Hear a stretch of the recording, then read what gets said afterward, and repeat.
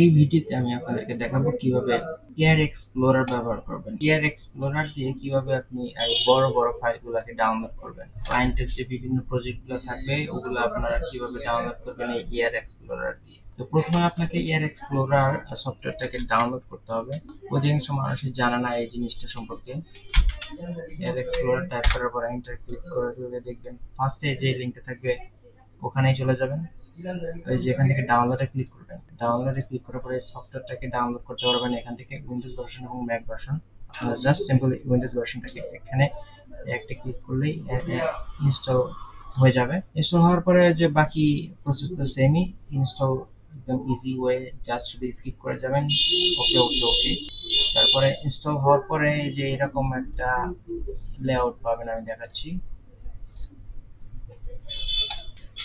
Add accounts, এই বাক্সটুকু পাবেন। এই বাক্সটুকু যখন পাবেন তখন অ্যাড অ্যাকাউন্টস ক্লিক করতে হবে। অ্যাড অ্যাকাউন্টে যখন ক্লিক করবেন তখন কোন অ্যাকাউন্টের সাথে আপনি লিংক করতে চাচ্ছেন। আমি চাচ্ছি যে গুগল ড্রাইভ, আপনারাও এটি করতে হবে। যদি গুগল ড্রাইভের সাথে অ্যাক্সেস নিতে চান তাহলে এখান থেকে গুগল ড্রাইভ সিলেক্ট করতে হবে। তো আমি গুগল ড্রাইভ সিলেক্ট করার পরে এখানে আমার একটাই গুগল ড্রাইভ সিলেক্ট করা যাবে। তো যদি একাধিক করতে চাই তাহলে যে এটাকে আপগ্রেড করতে হবে। আমি আপগ্রেড করব না, আমার যেহেতু যেখানে অ্যাড আছেই করা, যে এখানে অ্যাড আছে এইটুকু। এখানে দেখতে পাবেন ড্রপ বক্সের ফাইলটা চলে আসবে এবং এখানে হচ্ছে গুগল ড্রাইভের ফাইলটা চলে আসবে। এখন আপনারা কিভাবে ক্লায়েন্টের যে ফাইলগুলো থাকবে ওখান থেকে কিভাবে আপনারা ডাউনলোড করবেন সেটা আমি এখন আপনাদেরকে দেখাবো। তো প্রথমে আপনারা যে লিঙ্কটা দিবে, ক্লায়েন্ট আপনাকে যে লিঙ্কটা দিবে সেই লিঙ্কে চলে যাবেন। এই যে এই লিঙ্কে আমি চলে এসেছি। এই ফুটেজগুলো যদি আমরা এখন একটা একটা করে ডাউনলোড করতে চাই তাহলে আমাদের অনেক টাইম কনজিউমিং ব্যাপার। আর অথবা যদি আমরা এখান থেকে ডাইরেক্ট জিপ করে ডাউনলোড করতে চাই তাহলে বিভিন্ন ধরনের সমস্যা হতে পারে। পরবর্তীতে এত বড় বড় ফাইল যদি আমরা এইভাবে ডাউনলোড করি তাহলে দেখতে পাবো যে এই অর্ধেক ডাউনলোড হওয়ার পরেই নেটের সমস্যা হয়েছে বা কারেন্ট চলে গেছে নেটে। এভাবে করলে আর কি ফেইল্ড হয়ে যায়, বারে সমস্যা হতে পারে। বড় ফাইলগুলো আমরা সবসময় এয়ারে ডাউনলোড করবো, এয়ার এক্সপ্লোরার। তো এয়ার এক্সপ্লোরার কিভাবে এইটার সাথে ওইটার আমরা যোগাযোগ স্থাপন করতে পারি। তো যোগাযোগ স্থাপন করার জন্য আমাদেরকে যা করতে হবে সেটা হচ্ছে এখানে আপনার যে জিমেইলটা অ্যাড আছে, যে জিমেইল দিয়ে আপনারা এখানে সাইন ইন করেছিলেন, যে সাইন ইন করা হয়েছে যে জিমেইলটা দিয়ে, ওই জিমেইলটা দিয়েই আপনাদের এই জিনিসগুলোকে ওপেন করতে হবে। অর্থাৎ এখান থেকে আমি এই যেখানে দেখতে পাচ্ছেন এই যে এই জিমেইলটা কিন্তু ইউজ করা হয়েছে। এখানে যে জিমেইলটা ইউজ করেছি আমাকে সেম জিমেইলটাকে ইউজ করতে হবে যে এখানেও। তো ক্লায়েন্ট যখন আপনাকে যে ফাইলগুলো দিবে তখন তার ফুটেজগুলো এই এয়ার এক্সপ্লোরে কিভাবে খুঁজে পেতে পারি এটা একটু দেখাই। প্রথমে চলে যেতে হবে যে আই বাটন, এই ভিউ ডিটেলসে চলে যাওয়ার পরে দেখতে পাবেন যে যে ওনার নামে একটা লেখা আছে। ওনার কে, এই ফুটেজগুলোর ওনার কে এটা দেখতে হবে আগে। এই যে যে দিদার লাইনার্স, এই জিনিসটাকে আমাদের খুঁজে বের করতে হবে।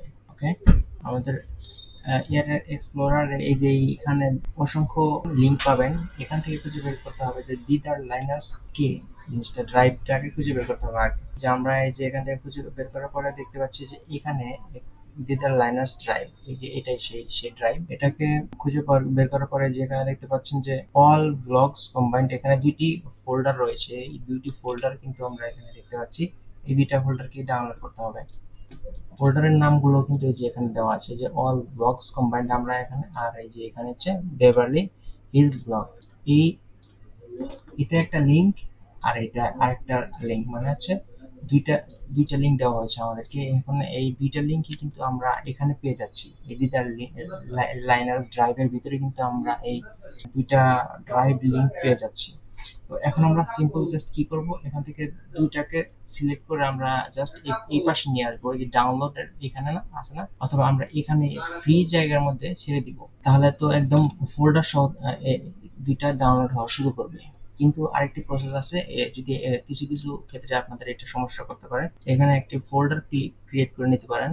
নিউ ফোল্ডারে ক্রিয়েট করে যে কোনো একটা নাম দিতে পারেন এবং নাম দিয়ে এটা ফোল্ডারে হয়ে গেলে তারপরে আপনারা এই যে এখান থেকে ডাবল ক্লিক করবেন। ডাবল ক্লিক করে এটার ভিতরে যাবেন, ফুটেজ গুলো যতগুলো ফুটেজ আছে এখানে সবগুলো উপরে একটা ক্লিক এবং নিচে সবগুলো একদম নিচে গিয়ে শিফট ক্লিক করে এখানে একটা ক্লিক এবং সবগুলো সিলেক্ট করার পরে এখানে আপনার ড্র্যাগ করে জাস্ট এখানে ছেড়ে দিলে অলরেডি কিন্তু ডাউনলোড হওয়া শুরু করবে। আপনাদের যদি এই প্রসেস না ভালো লাগে অথবা কাজ না করে, আগের প্রসেস অর্থাৎ আমি সাধারণত এইভাবে করি না, আমি হচ্ছে ডাইরেক্ট একদম ডাউনলোড করে দিই।